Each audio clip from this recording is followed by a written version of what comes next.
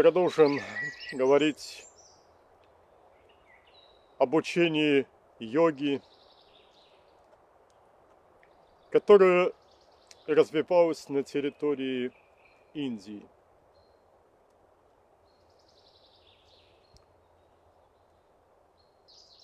Возможно, кто-то за все время наших последних бесед ждал, когда же это мы наконец будем говорить о хатха-йоге. Из представления очень многих людей йога – это есть именно и только хатха-йога.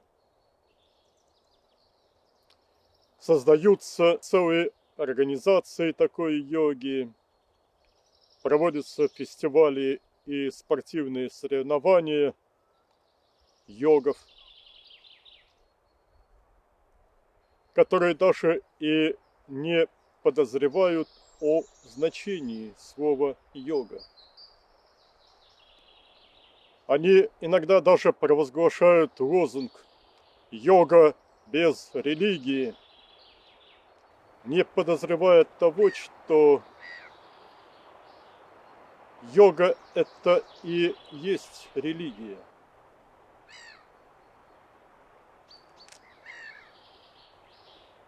То есть слияние индивидуальных душ с их Творцом. Или хотя бы путь к такому слиянию. Само же слово хатха, или точнее тха,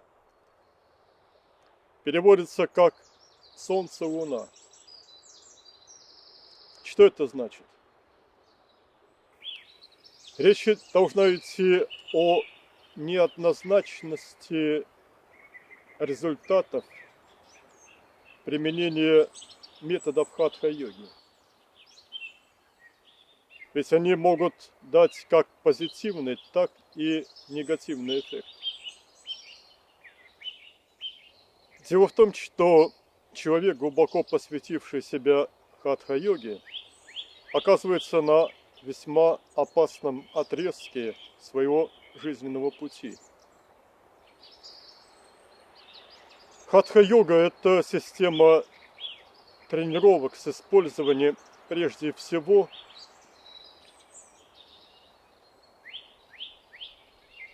исполняемых с особой концентрацией гимнастических поз, называемых асанами.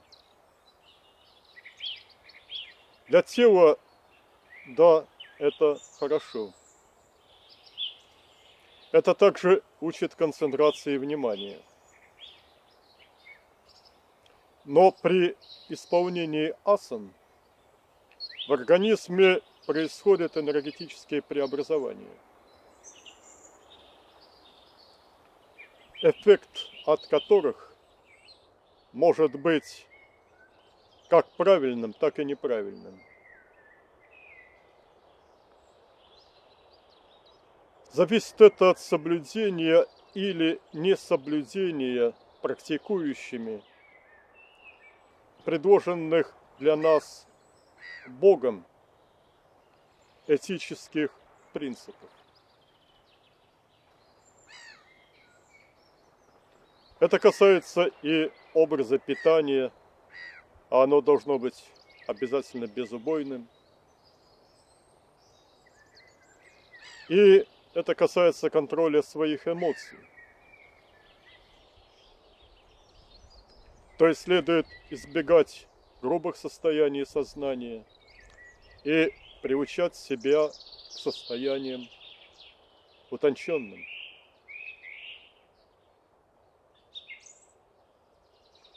Но ведь этому при преподавании и освоении хатха-йоги почти никогда не уделяется должного внимания.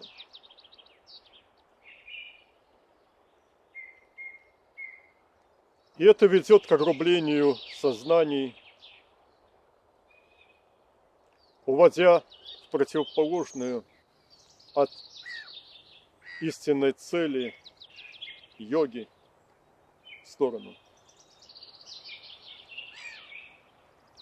Другой опасностью хатха-йоги является зачастую появляющееся у практикующих ощущение собственного превосходства над другими людьми.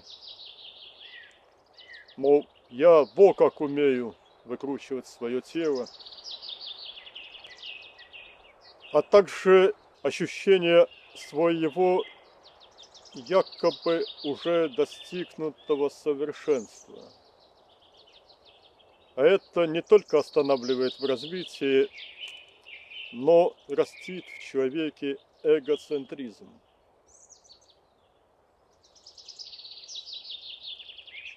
Радикально противостоящий реализации истинной цели йоги, то есть познанию Творца через совершенствование себя в качестве именно души, сознания.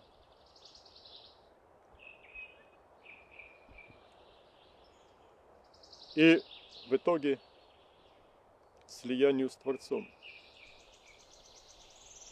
Все такие ошибки имеют главной причиной философскую некомпетентность как таких преподавателей, так и обучающихся. Поэтому правильным решением для стремящегося встать на духовный путь будет сосредоточение своих усилий в первую очередь на изучение того, что нам рекомендует Бог. И лишь познав, приняв и претворив это в свою жизнь, будет возможно безопасно подбирать для себя те или иные конкретные методы совершенствования. Надо также понимать, что хатха-йога вовсе не может претендовать на то, что она приносит существенные духовные достижения. Она может лишь помочь человеку подготовиться к восхождению по духовному пути. Поэтому ее правильно рассматривать как лишь предваряющую, собственно, йогу, ступень развития, причем вовсе не обязательную именно для всех духовных искателей. И поэтому посвящать хатха-йоге значительную часть своей жизни – это весьма несерьезно. Впрочем, было бы неразумно и полное отрицание использования отдельных элементов хатха-йоги, например, релаксационных асан, о чем мы пишем в частности в нашей книге «Экопсихология». Также соответствующие асаны вполне уместны для профилактики и лечения некоторых дефектов позвоночника.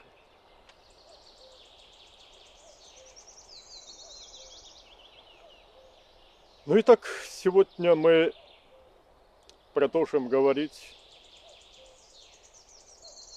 об учении о йоге, развивавшемся и развиваемом в Индии. Мы уже рассматривали эту тему в наших беседах о йоге Веданты, обучении Кришны, о крия-йоге, основанной Бабаджи, о кундалини алайя-йоги. Причем обращу внимание, что все рассматриваемые нами в этих беседах варианты йоги относятся именно в их психоэнергетической составляющей к ступени будхи-йоги. Все они отличаются друг от друга лишь акцентами на те или иные нюансы развития и ведут все своих адептов к единой цели. Поэтому понятно, что совмещение духовных богатств, накопленных каждым из этих направлений, дает наиболее яркий эффект в продвижении практикующих. Но, кстати, всем ли понятны классификационные различия между, с одной стороны, этапами или большими ступенями, и, с другой стороны, направлениями или традициями йоги? Существует 3 принципиальных этапа именно психоэнергетического направления духовного пути. Это хатха-йога, подготовительный этап, необходимый не всем. Затем раджа-йога, то есть этап приведения в полный порядок энергетики внутри тела и окружающего его кокона. И третий – будхи-йога, то есть огромный этап, состоящий из очень многих более конкретных ступеней развития себя как сознания через усложняющиеся медитативные приемы. Ну и также есть исторически сложившиеся варианты, традиции освоения пути, которые мы подробно рассматриваем в наших беседах. Заглядывая в давнюю историю, обращу внимание, что до воплощения Кришны среди людей, населявших территорию современной Индии, не существовало именно массовой, истинной духовной культуры. Информация, изложенная в 4 ведах, не содержала самого главного – внятного описания единого изначального сознания, то есть Творца, Бога Отца, Ишвары, а также методов постижения его. В той литературе были изложены сказочная, типично языческая мифология, я имею в виду 4 веды, также описание обрядов поклонения тем, в кавычках, богам, и сведения из народной медицины той поры, большинство из которых не представляет никакой позитивной ценности. единственной значимой философской мыслью в ту эпоху в Индии было знание о том, что все мироздание следует воспринимать как единый живой организм.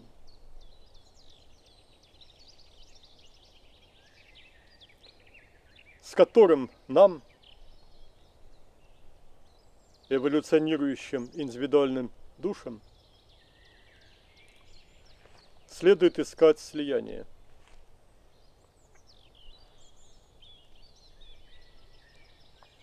На этой основе сформировалась философская традиция, получившая название Веданта.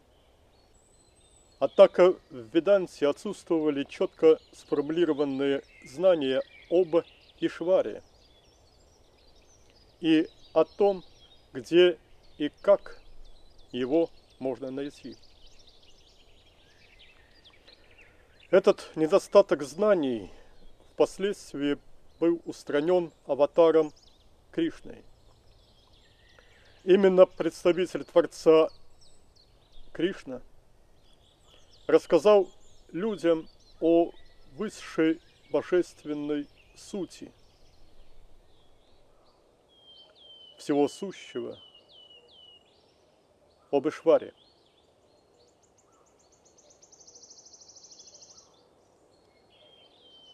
И Кришна же указал основу методологии познания Ишвары. Любовь, преданность по отношению к Нему,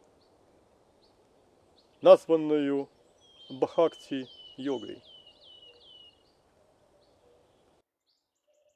Людям свойственно забывать то, что им советует Бог. Это происходило на земле всегда. Впоследствии обучение Кришны попытался напомнить людям Чайтанья.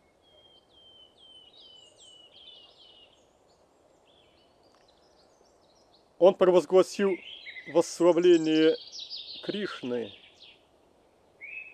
и развитие в себе эмоций и любви к Нему, а также ко всем существам, главным методом духовной самореализации. Но и это оставило лишь малый след в истории индуизма. Поклонение сказочным Ганеше и прочим фольклорным персонажам, бесполезное попрошайничество пред ними. Это казалось для людских масс более удобной религиозной формой. Ведь уповая на обряды, на их тайную, мистическую силу, якобы имеющую место, не надо прилагать никаких усилий по изменению себя. Хотя ведь именно таких усилий ожидает от нас Бог.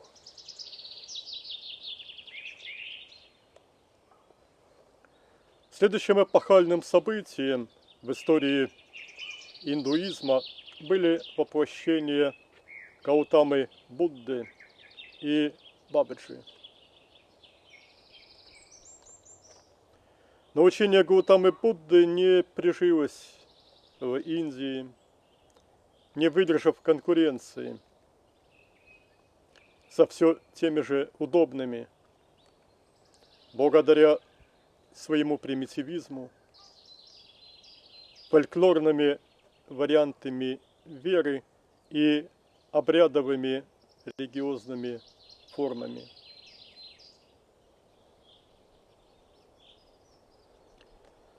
И это учение оказалось вытесненным за пределы Индии. Что же касается великого божественного мастера йоги Аватара Бабаджи, то нам известны два его воплощения. Первое из них было описано в трудах, прежде всего, Ягананды, изданных в начале XX века. А второе состоялось и вовсе весьма недавно, во второй половине того же века. Во время первого из этих воплощений Бабаджи, в частности, демонстрировал величайшие божественные способности к управлению твердой материей. А от второго из упомянутых воплощений нам осталось лаконичное божественное учение, литературно оформленное рядом его учеников, включая нас. Я имею в виду наши книги «Бог говорит», учебник религии и классика духовной философии и современности.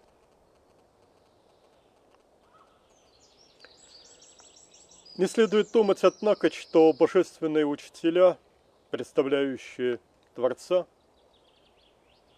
помогают воплощенным людям только тогда, когда они совершают свои эпохальные воплощения. Нет, они пытаются помогать нам всегда. И Кришна, и Чайтанья, и Гаутама Будда, и Бабаджи с их достигшими божественности учениками и многие другие, они всегда с воплощенными людьми. Но проблема здесь состоит в следующем. Для того, чтобы божественные учителя стали доступными для прямого восприятия нами, нам надо уже именно освоить значительную часть пути самосовершенствования. А такое бывает с людьми нечасто. Поэтому-то им и приходится воплощаться вновь и вновь, ради того, чтобы стать более легко воспринимаемыми нами. И при этом они принимают на себя в том числе и земные страдания.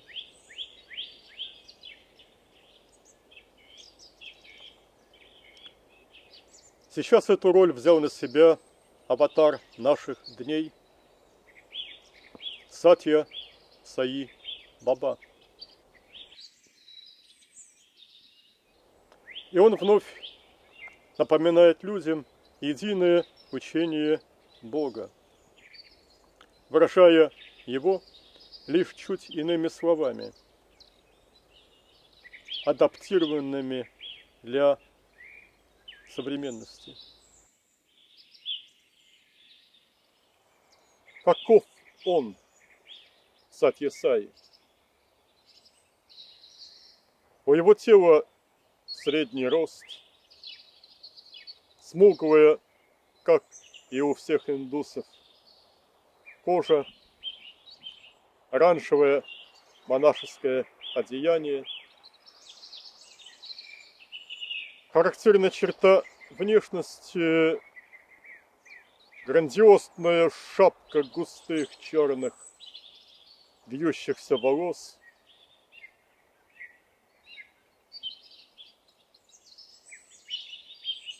но это лишь его тело, лишь ничтожная часть самого Сатья Саи.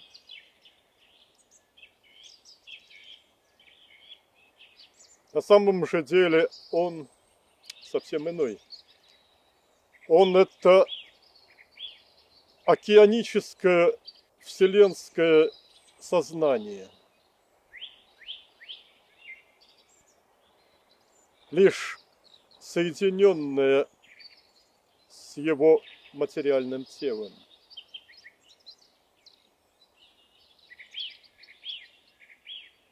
И везде, в любой части планеты, где это необходимо,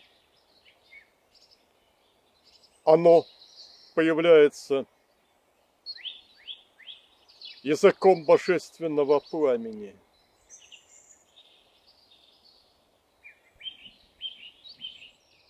Возвышающимся на километры вверх над поверхностью Земли. Языки этого пламени появляются везде там, где он оказывает помощь своим ученикам.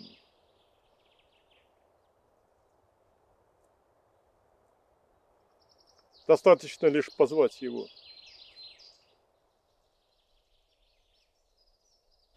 Чему же он учит?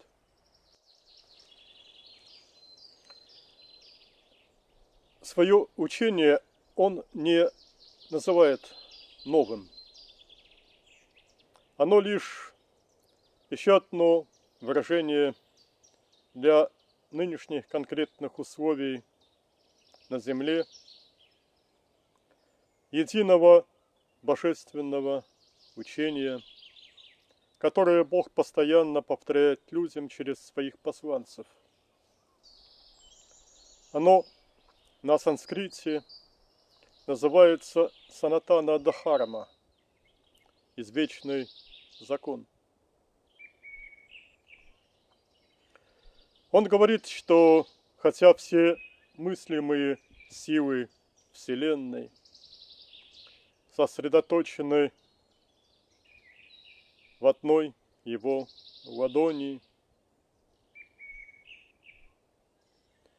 но он не будет делать всех людей без разбора счастливыми. Ибо каждый человек имеет свою личную судьбу, карму. Им же самим созданную его прошлыми добрыми или дурными мыслями и делами. Также и своими нынешними поступками все люди создают себе судьбы на будущее. Чтобы выйти из пучины земных страданий, человеку следует жить в любви к Богу и всем существам, в том числе в созидательной любви и служении к другим людям. Служение людям, состоящее в помощи им в их позитивной эволюции, это и есть служение Богу. Главные враги человека, ведущие его к накоплению отрицательной кармы, это его неправильно направленный ум и неуправляемая эмоциональная сфера с доминирующими эгоистическими или грубыми эмоциями. Эти трудности можно преодолеть укреплением веры, переориентацией ума на познание божественного, а также духовными практиками, нормализующими прежде всего эмоциональную сферу, позволяющими научиться управлять умом и сознанием.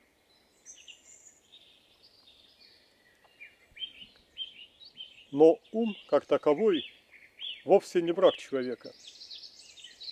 Напротив, он зачаток мудрости, и его следует всячески развивать,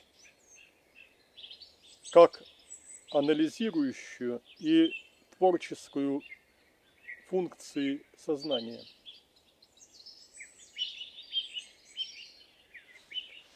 Также, чтобы очистить свою дорогу от кармических препятствий, следует раскаяться во всех совершенных перед любыми существами больших и малых преступлениях. Искренней раскаянностью, говорит он, все грехи могут быть смыты. Божья милость отзывчива. Если у него есть желание простить, ничто не может помешать. Несмотря на прошлые прегрешения, если есть глубокое раскаяние и любовь к Богу,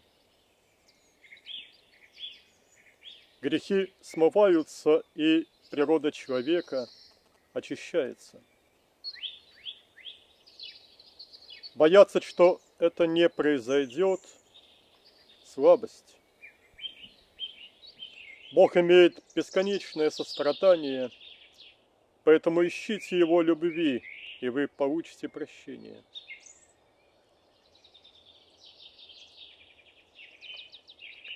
Самая главная духовная дисциплина – это поиски собственных недостатков и слабостей, и попытки избавиться от них и приблизиться к совершенству. Обретение веры – это первое. Второй шаг в этом направлении – любовь к Богу. Но как полюбить того, кого еще не знаешь? Поэтому-то и приходят на землю в помощь людям божественные учителя. Непроявленное проявляет себя в проявленном для людей виде.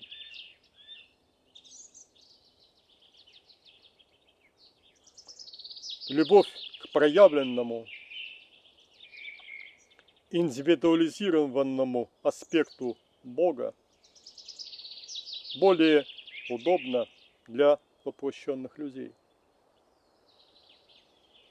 Но люди должны понять также и то, что Сатья Саи не только в теле, что он везде, где он нужен. Что для общения с ним не нужно обязательно ехать к нему в ашрам. Что разговаривать с ним можно из своего дома. У всех людей, учит Сатья Саи, единый Бог. И не надо делить друг друга по признаку принадлежности к тому или иному варианту веры.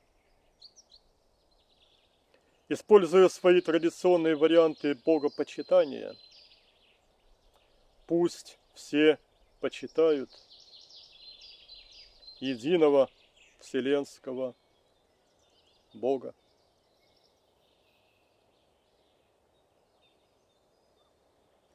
То, что действительно разделяет людей, это не варианты веры или национальности, а уровни духовной культуры. Прийти к Богу немыслимо без совершенной любви, ибо Он сам есть любовь и впускает в себя только себе подобных. А главный и первый принцип любви есть сострадание ко всем существам, от растений и насекомых до божественных посланцев. Беззабойное питание благоприятствует очищению ума и сознания. Этому же будет способствовать раннее вставание по утрам и ранний отход ко сну. Второе, что должен сделать начинающий в религии, это отказ от концентрации своего ума на отрицательных чертах других людей. Каждый человек в своей потенциальной основе Бог. Видите в каждом Бога. Любите его так, как проявление Бога для вас. Я учу вас, используя положительные и отрицательные качества других людей.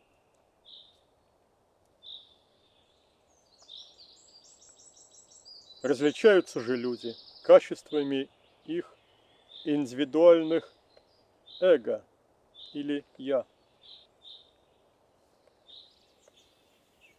В том числе есть и глубоко павшие, деградировавшие души, увлекшиеся творением зла. Они могут творить зло даже совершенно бескорыстно, не за плату. Такова уж их природа. Она как у моли. Она жрет и портит изделия, и неважно какие. Она одинаково жрет и тряпку, и дорогое сари. Но и таким людям Бог находит достойное применение в общем потоке эволюции сознания. Другие люди на их примере могут учиться тому, какими не быть. Они должны познать и добро, и зло. Они смогут, оттолкнувшись от зла, пойти по пути добра, к совершенству, к слиянию с Богом. Человек должен знать и то, каким он не должен быть, и то, каким должен. Не познав зло, трудно познать добро. Люди зла также используются для корректировки и развития истинных садхаков, то есть духовных подвижников. В частности, так они получают напоминание о грядущей смерти. И это не позволяет им излишне расслабляться на пути. Смерть и Бог – вот две главные вехи для всех воплощенных людей.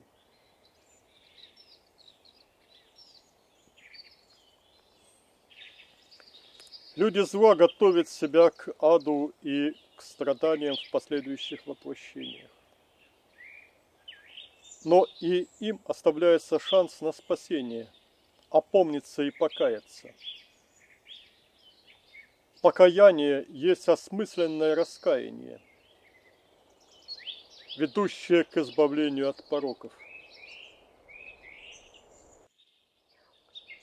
Об этической самокоррекции Сатья-Саи говорит следующее.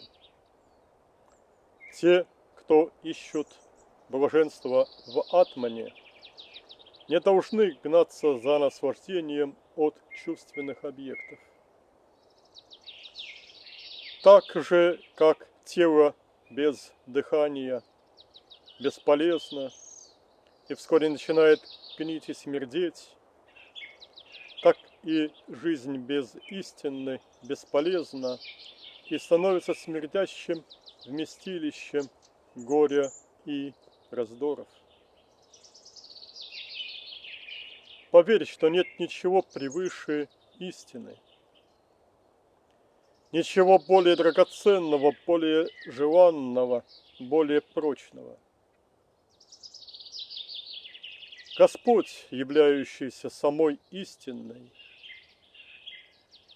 дарует свой даршан, то есть возможность созерцать его, тем, у кого правдивая речь и любящие сердца. Храни неиссякаемую доброту ко всему живущему.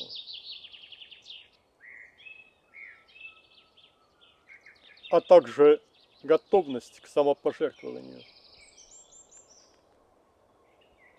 Нужно контролировать свои индрии, обладать стойким характером и отсутствием привязанностей. Прежде всего, избавься от пагубной эмоции зависти к успехам других и от желания зла ближнему. Будь счастлив, когда счастливы другие. Сочувствуй тем, кто в беде, и желай им удачи.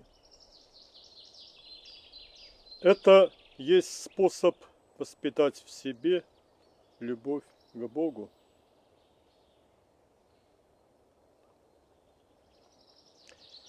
Те, кто стремятся жить в радости, должны всегда делать добро. Тех, кто завоевывают положение в обществе и добиваются мирской славы, люди прославляют как героев. Но только те, кто побеждают свои индрии, те есть истинные герои, которых нужно славить как завоевателей Вселенной. Жадность порождает только горе. Лучше всего довольствоваться тем, что есть. Стремление к материальной наживе должно быть вырвано с корнем. Если позволить ему существовать, оно задушит саму жизнь. Как бы ты ни переживал, когда с тобой поступают незаслуженно, никогда не поступает так по отношению к другим. Искренне раскайся в ошибках и грехах, совершенных по невежеству. Старайся не повторять их снова. Не поддавайся трусости и не отказывайся от блаженства.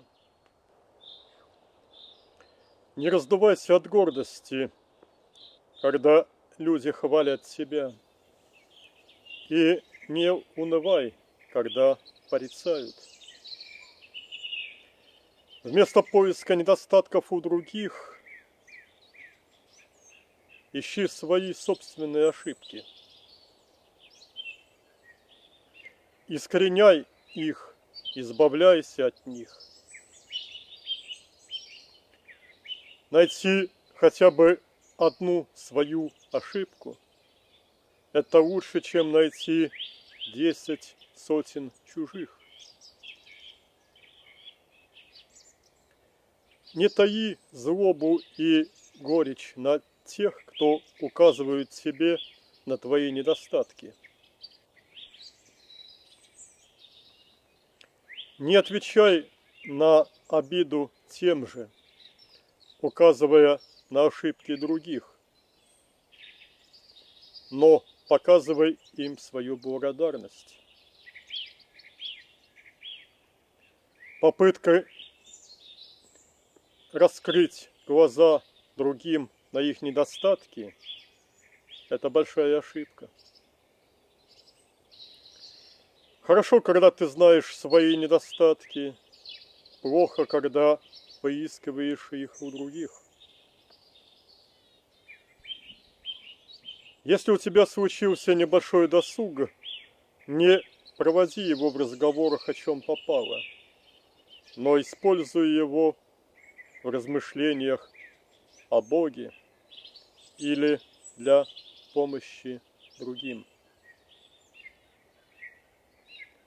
Господа понимает только Бхакта, то есть любящий его. Бхакту понимает только Господь. Остальные не могут понять их. Поэтому не обсуждай вопросы, касающиеся Господа, с теми, кто не являются бхактами. Если твои мирские желания не осуществились, не ропщи на любовь Бога. Нет никакой связи между подобными желаниями и любовью Бога. Если твоя медитация не прогрессирует должным образом, не унывай. Когда приходят такие состояния, ищи свои недостатки.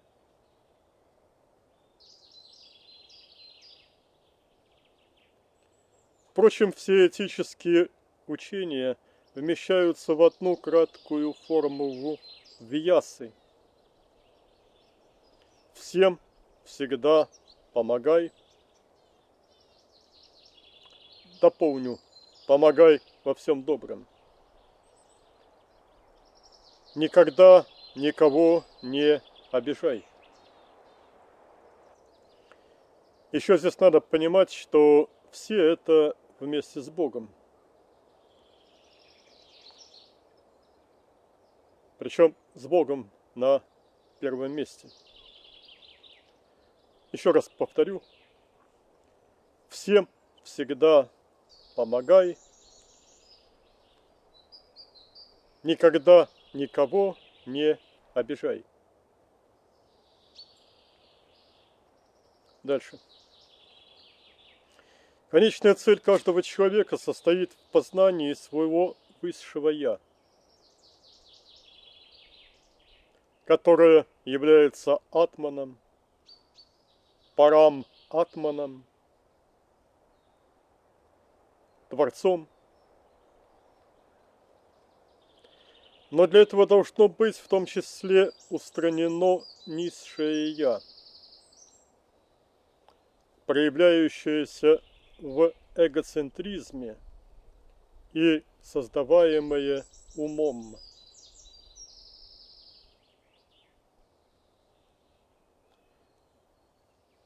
Желание не есть мысли. Мысли становятся желаниями, когда они глубоко погружаются в объекты. Желания, направленные к мирским объектам, производят удовольствие и страдания. Но если желание направляется к Богу, то оно дарует блаженство. Способность правильно мыслить должна быть развита через земные дела. Но затем она может быть перерождена в функцию будхи. Для этого щупальца сознания, то есть индрии, должны быть перенесены с объектов материального мира, пусть даже и самых лучших, на божественное сознание. Мышление такого прогрессивно развивающегося человека во всех делах поднимается на принципиально иной уровень, ибо он на этом этапе постепенно научается видеть земные проблемы глазами Бога. Эгоцентризм такого человека постепенно заменяется на богоцентризм. Как отказаться от порочной работы ума, мешающей дальнейшему продвижению? Очень просто. Не пытайтесь заглушить ее, но просто думайте о Боге. Природа ума такова, что ему надо быть чем-нибудь поглощенным. Так дайте ему быть поглощенным Богом.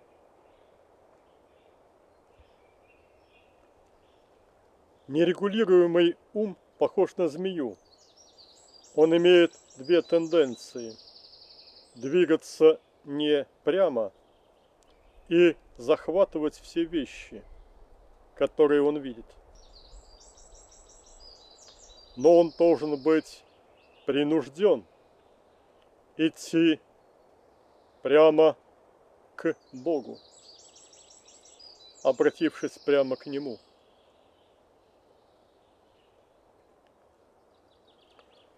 Когда у прогрессирующего человека мышление осуществляется уже не умом, но будхи,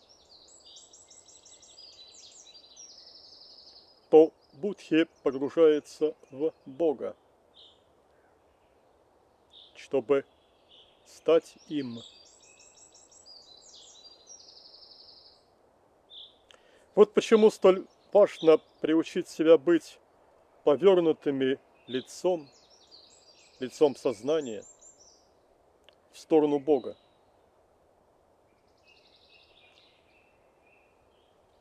Есть две главные темы, о которых надо все время помнить. Это грядущая смерть и Бог. И есть две главные темы, о которых надо забыть. Это зло, причиненное вам, и добро, сделанное вами для других.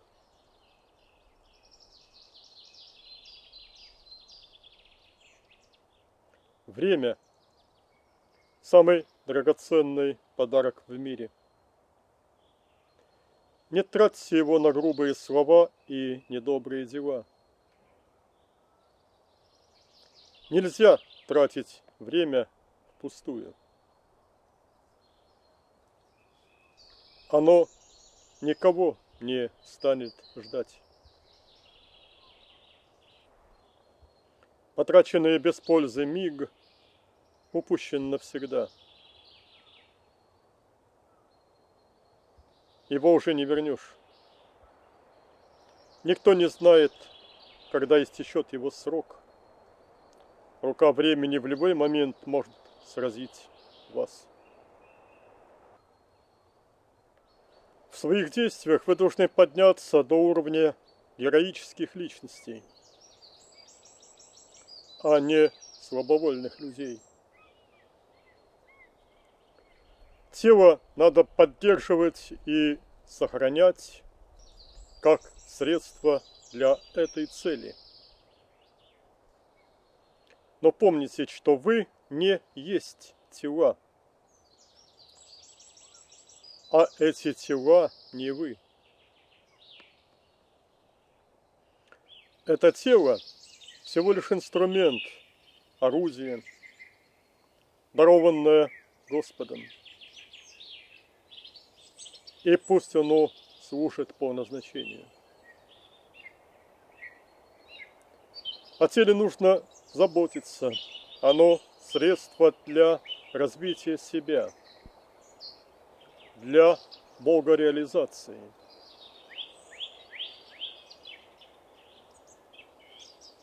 Его нужно мыть, хорошо кормить, лечить, если заболевает.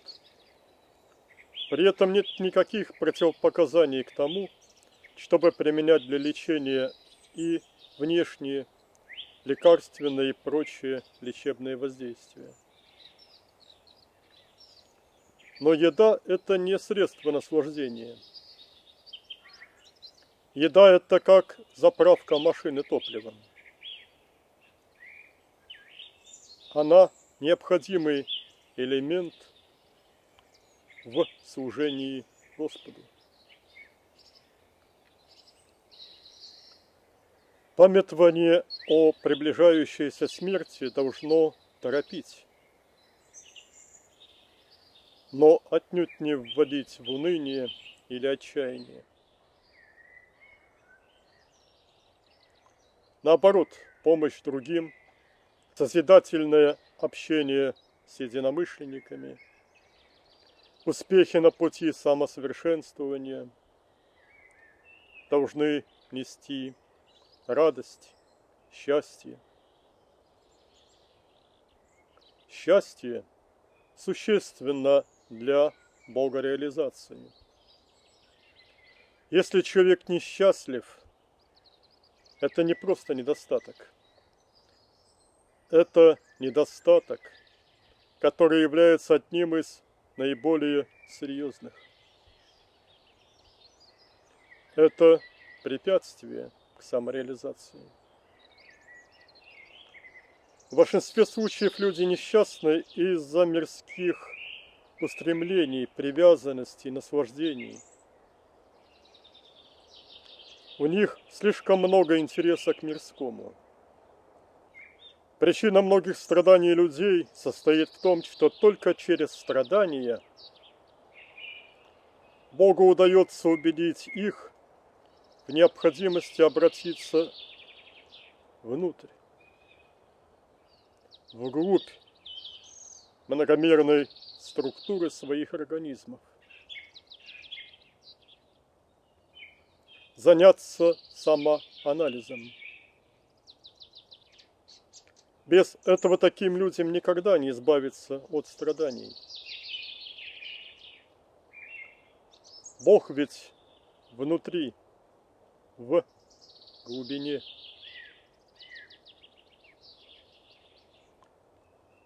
Он исцеляет оттуда. От себя отмечу, что уход вглубь, однако, ничего общего не имеет просто с умствованием или даже с психоаналитическим ковырянием в своем прошлом. Подсознание – это исходно неверный термин,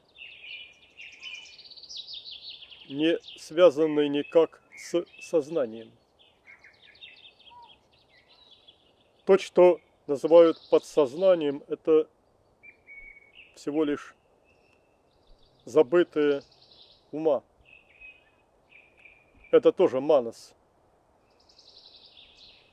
Манас предназначен для обеспечения жизни в материальном мире, а будхи прежде всего в нематериальном. Манас, продолжает Сатьясай, должен войти в будхи через погружение в духовное сердце. И там, вглубь многомерного организма, к слиянию с Высшим Я. Так личный ум человека сливается с мудростью Бога.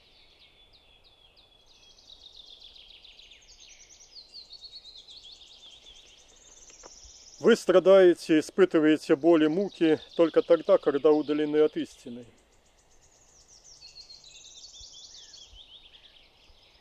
Пока вам неведома реальность Всевышнего, вы ошеломлены, подавлены шумом мира.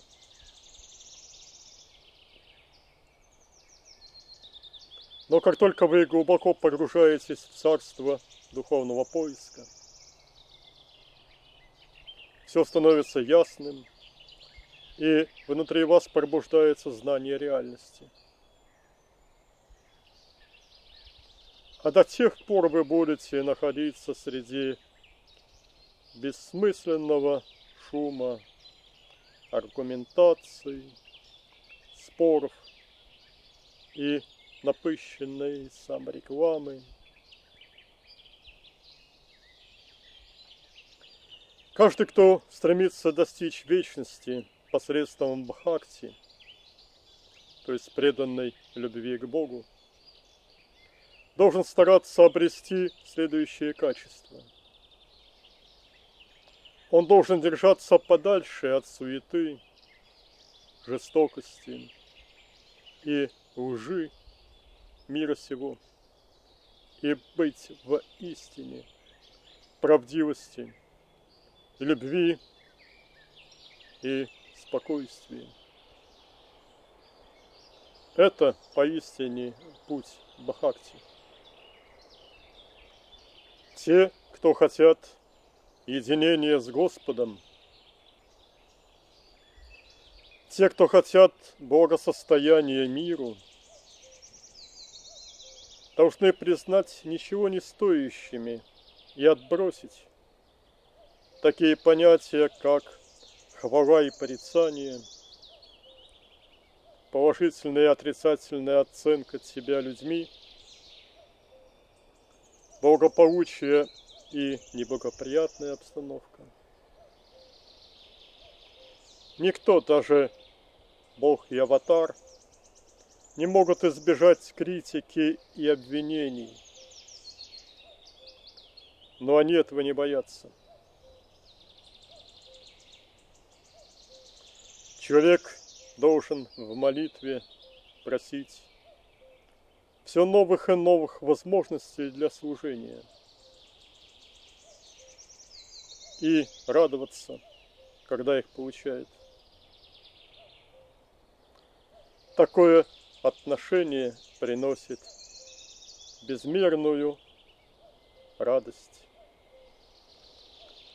Вести жизнь, наполненную такой радостью, это истинное блаженство. Если об этом помнишь всегда и поступаешь соответственно, то жизнь превращается в непрерывное служение Господу. Понятия «я» и «ты» вскоре исчезают. Не остается даже признаков эго. Какой бы ни была красивость речи и какой бы высокой ни была ученая степень, все это бесполезно. Для того, чтобы воплотить учение в реальную жизнь, надо видеть самую суть и смотреть внутри нее. Только тогда непременно достигнешь блаженства.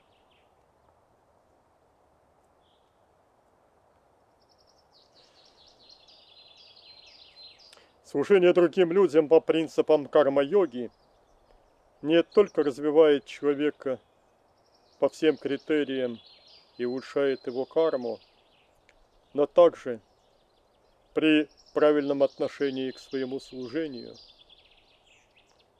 то есть при восприятии себя в качестве помощника Бога,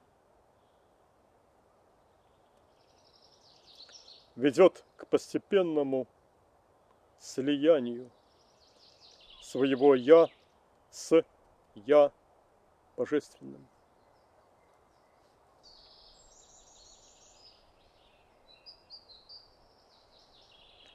В доме каждый из членов семьи выполняет предназначенную для него работу.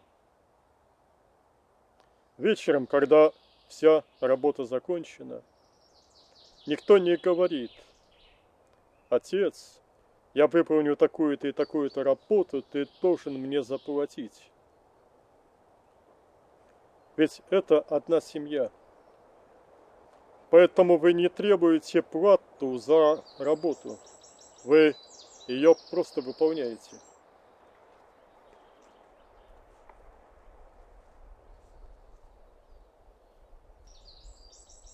Но если кто-то со стороны приходит работать в ваш дом, то вы договариваетесь о плате и платите соответственно.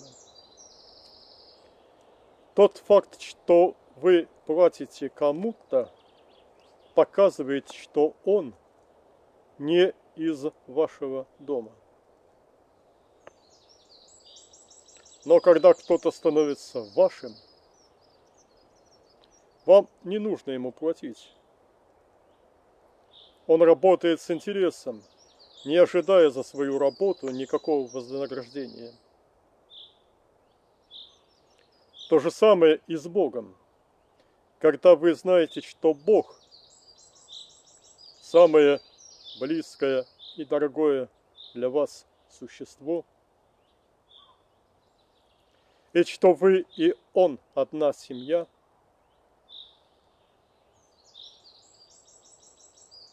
вы не требуете платы. Тот, кто полностью предает себя Богу, тот мой. И он не должен ждать вознаграждения. Если же кто-то говорит: я так много времени отдал садхане, и устанавливает торговые отношения с Богом, говоря при этом: в своей садхане я сделал столько-то и должен получить такое-то и такое-то вознаграждение, то это совсем другое. Совершенствуйте свою садхану, и вы приблизитесь к Богу. Тогда вам не нужно будет говорить Ему, что вы хотите это или то, потому что вы станете для Него как Его малое дитя. Он придет и даст вам больше, чем вы попросите. Верить в себя Богу означает посвятить Ему каждую мысль и действие, не желая плодов этого действия для себя. Совершайте действия не ради его плодов для себя, а потому что это ваш долг. Действие посвящается Богу, и результат тоже пожинается им.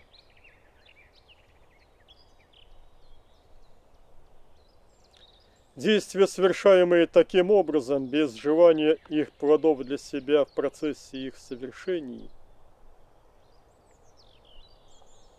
свободны от кармических, неблагоприятных последствий. Поскольку эго при таких действиях не подпитывается и не стимулируется, то оно в скором времени исчезает.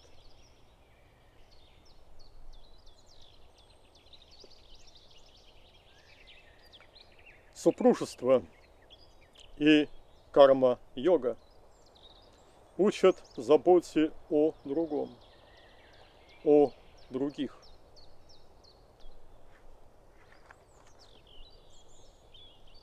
Так взращивается заботливость, атрибут любви. Так расширяется охват любовью все большего числа людей. Свое примитивное «я» теряется во всеобщем «мы».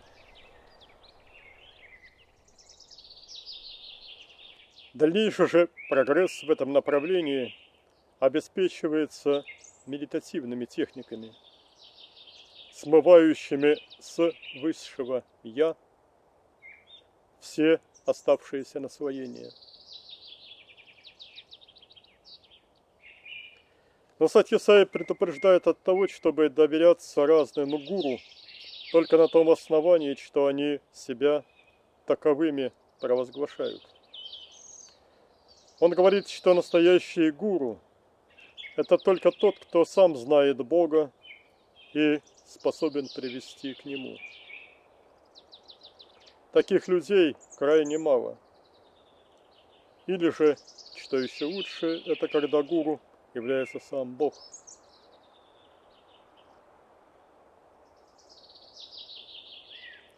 Также Сатья Сай вполне определенно указывает, что далеко не всем людям показаны медитативные тренировки. Все люди очень различные, прежде всего по возрасту душ. Для молодых и незрелых душ медитативная работа может оказаться разрушительной. Далеко не все люди оказываются способными даже вообще-то понять, что такое медитация. Например, сноподобные ментальные образы типа полетов на другие планеты – это ложная и вредная практика. Истинная суть каждого человека – это океан сознания Творца. Задача человека через садхану, то есть путь духовного подвижничества, развить себя до практической реализации, а не только умственного принятия этой истины. На этом пути человек должен превратиться из дживы, то есть индивидуальной души, привязанной к телу и материальным предметам, через будхи-йогу в чит, то есть чистое, очищенное и утонченное до уровня Творца сознание, тождественное атману или высшему я человека. У развивающейся по этому пути души с определенного момента появляется способность к видению в тонких эонах по мере их освоения. Проникшее в высшие эоны сознание человека научается видеть Бога, в том числе как живой свет-огонь, и взаимодействовать с ним. С определенной стадии будхи-йоги адепты могут ощутить материальный мир как бы наложенным на свет божественного сознания.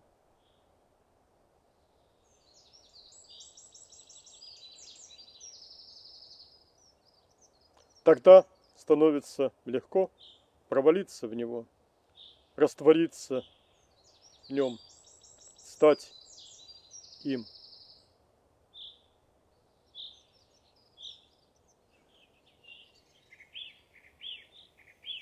Бхакти-йога, то есть самореализация через любовь к Богу, это высшая йога, высший прямой путь. От себя отмечу, что задачи бхакти-йоги реализуются именно посредством рассматриваемых нами методик. Истинное в потенциале суть каждого человека, продолжает царь Исаии, это Бог.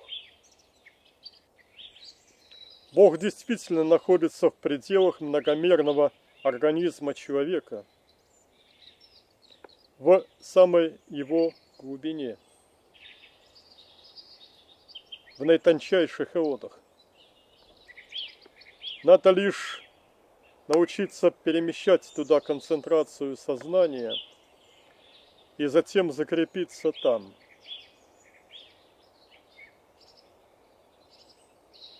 Это и будет полной самореализацией, Бога реализацией себя, полным и окончательным освобождением из плена мира иллюзий. Богореализация достигается человеком через любовь, влюбленность в Бога, которая позволяет утонуть в Его пламени, в Его объятиях любви, слиться воедино с любимым. Это есть единственный вариант обретения высших духовных достижений. Других вариантов нет.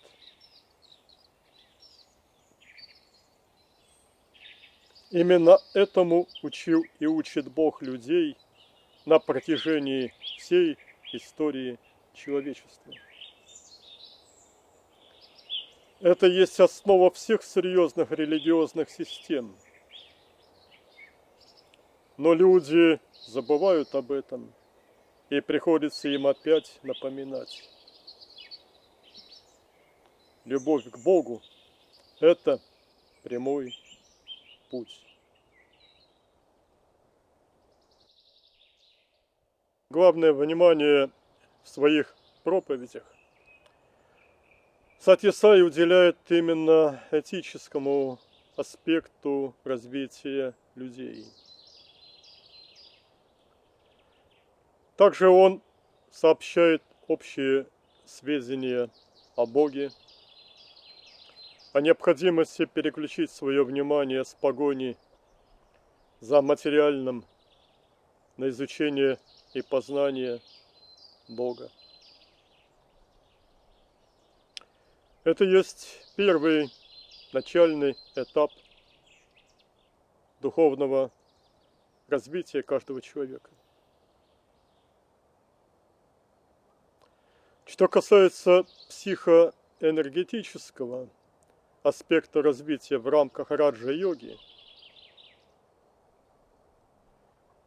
то царь Исаия ограничивается указаниями на необходимость поддержания энергетической чистоты внутри наших тел. И в частности он рекомендует разжигать свет внутри чакры анахаты, используя, например, образ свечи. Этот свет затем пусть заполнит все тело, его можно будет также дарить другим людям, всем прочим существам. Хотя такие рекомендации очень трудно выполнимы без дополнительных вспомогательных приемов,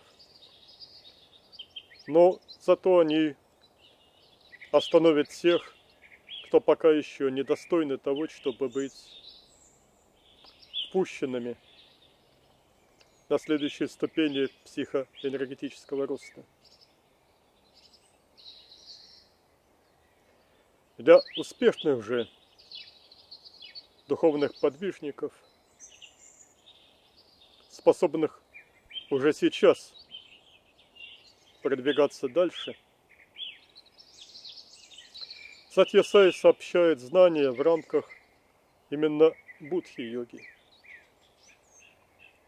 предлагая медитативные приемы обожествления индивидуального сознания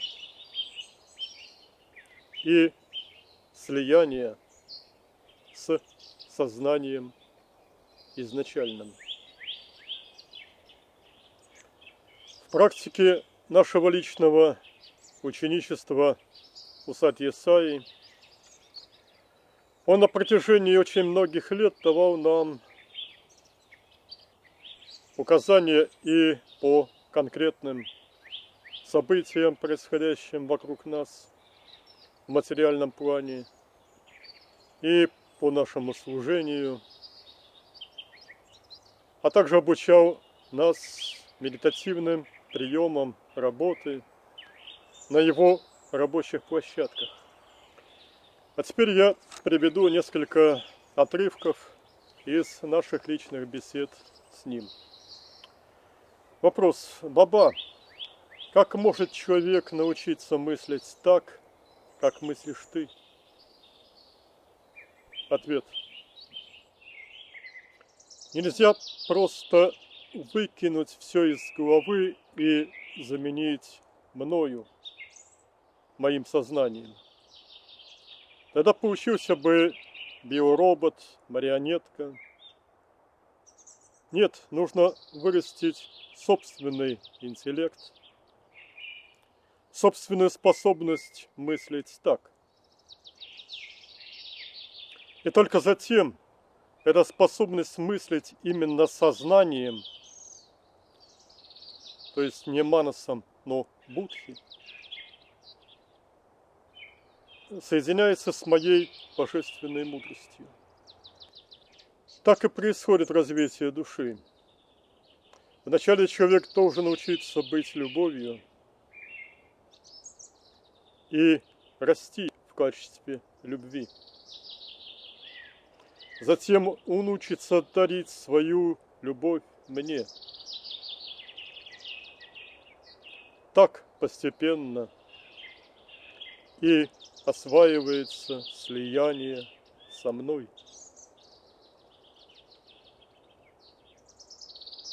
Если же в человеке еще нет любви, то ему просто нечем слиться со мной. А потом к любви добавляется аспект силы. И когда ты именно все силы души даришь, отдаешь только служению мне, ты начинаешь учиться слиянию с моим всемогуществом. Это очень постепенный процесс. Вот так же постепенно можно научиться у меня и божественному мышлению. Ведь бытие во мне – это есть бытие мною. И течение и суть твоих мыслей должны этому соответствовать. Предлагаю освоить широко мысли. Мысли текут легко, свободно, плавно и спокойно. Из глубины, проявляясь на физический план.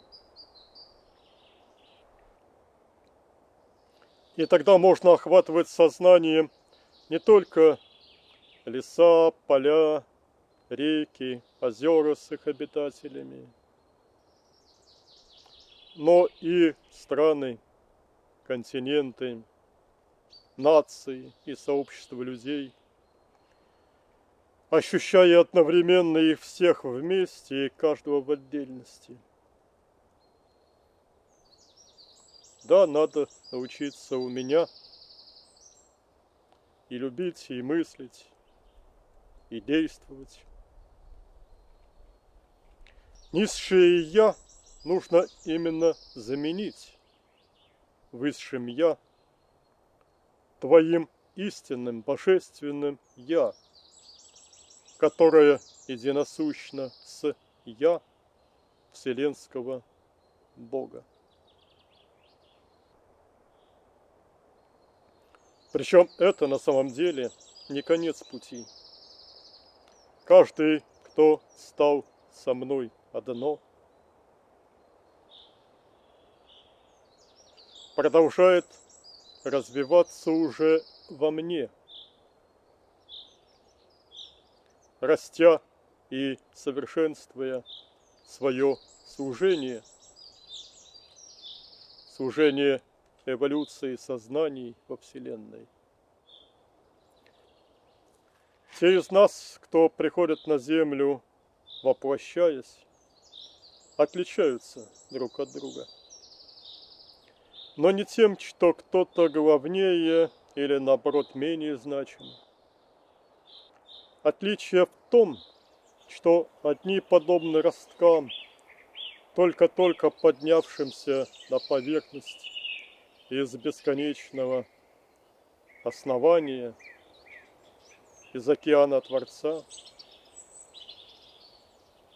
Другие же подобны мощным, великим древам, которые произрастают уже очень давно. И все же, как бы ни был велик каждый, исходящий из меня, он всего лишь маленькая частица великого, цельного,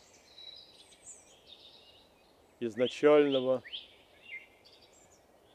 океана.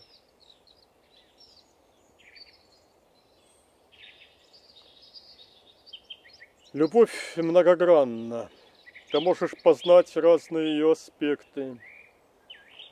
Любовь в дружбу, любовь в заботу, любовь в нежность, любовь в уважение и благоговение. А теперь соедини все это вместе.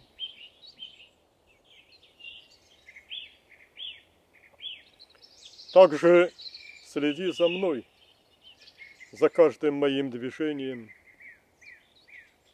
за каждым шорохом мысли. Я направляю тебя и всех вас, в том числе через действия разных негодяев.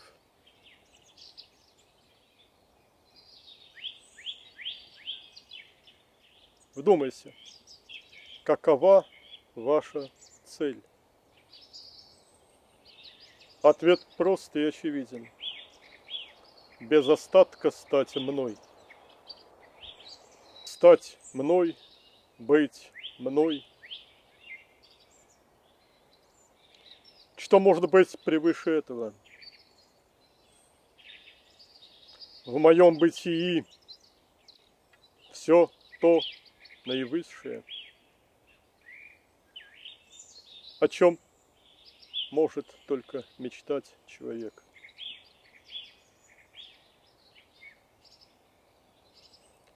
Объясняйте это людям. Раскрывайте перед ними эту цель во всем ее сияющем величии. Пусть каждый поймет, что Бог не хозяин-узурпатор, но в нем наивысшая свобода каждого, о которой большинство людей даже и помыслить пока не в состоянии. Сначала человек, посвятивший свою жизнь мне, должен познать, каково это — быть мной.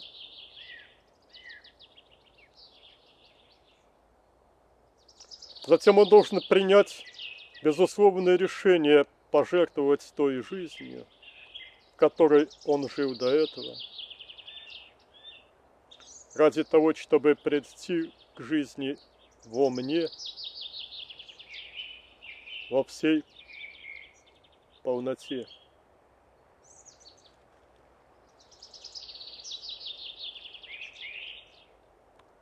Такому искренне устремленному искателю помогаю я. Постепенно он должен отбрасывать свой старый образ жизни и преобразовывать свою жизнь к той, которую раскрываю пред ним я. Когда у него не остается ничего в жизни от устремлений низшего «я», а есть лишь «я», тогда он воистину становится частью меня.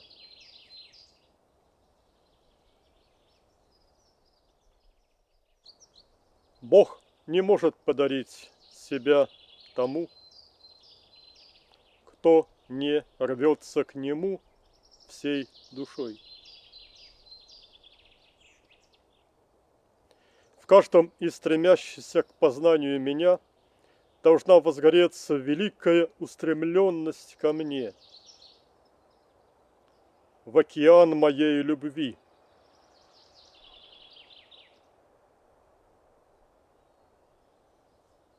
Я хочу от людей вовсе не вялотекущего памятования о Боге. Медитация приносит истинные плоды тогда, когда любовь возгорается так, что между тобой и мною не существует уже преград. И тогда уже не существует более твоей отдельности.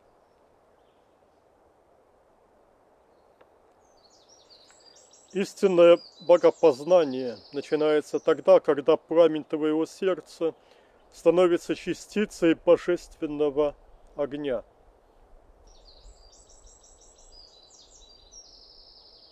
Только тогда ты становишься огнем любви. Тогда ты можешь познать главную суть себя, которая и есть Бог в аспекте Творца.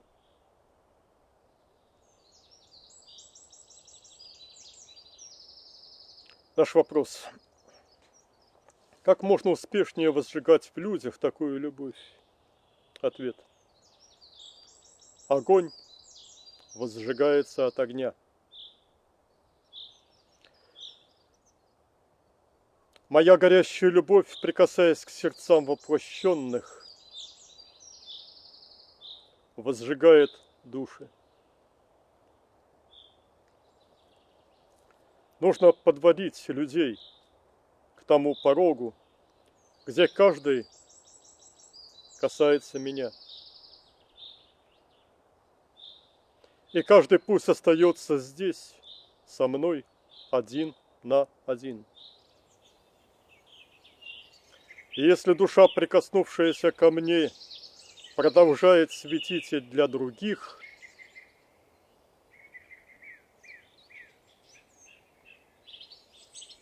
это и есть истинное горение. Обитель моя лишь для немногих. Она для тех, пред кем я голову преклоняю. Для тех, кто не ради себя, а ради меня кладут свои жизни. Вот главный критерий. Я всегда среди вас. Мою любовь может каждый ощущать повсюду. Пусть каждый здесь и сейчас ощутит динамику потока эволюции сознаний. Это подобно тому, как одни частицы воды в болоте протухают. И в то же время в некоторых стремнинах другие частицы воды, обгоняя друг друга, стремятся вперед. Светом моим наполняйте души, чтобы они воскресли к жизни в любви.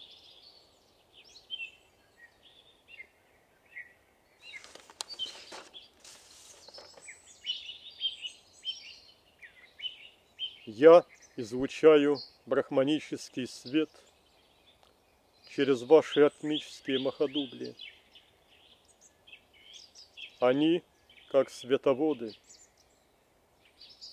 свои абсолюта ваши одежды, и вы живете под ними.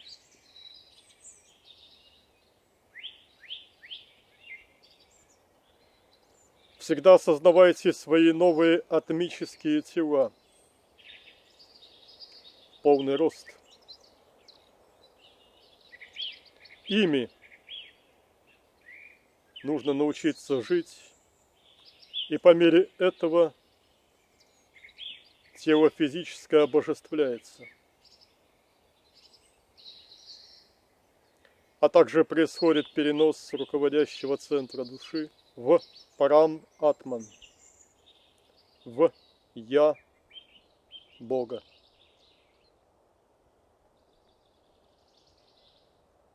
Возможно полная свобода от тела, когда оно будет отделено от сознания через смерть. Но возможно и иная свобода от тела, столь же полная, и без его смерти. Именно для этого нужна проработка тела сознанием Творца. Люди, которые научились быть океаном, они живут соединенные с бесконечностью меня.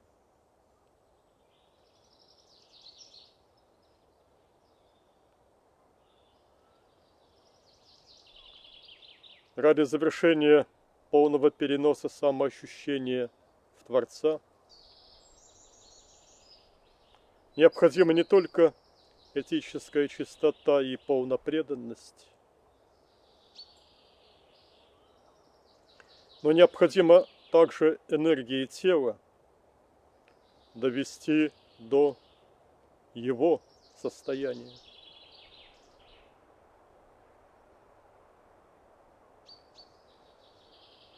Плюс умение жить в тотальной рецепрокальности,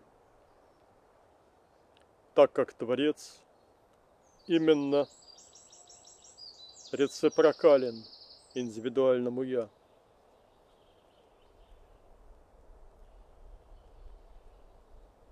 Итак, пусть все твои мечты и помыслы станут моими. Пусть все твои устремления станут моими. Пусть все твои решения станут моими. Пусть вся твоя любовь станет моей любовью.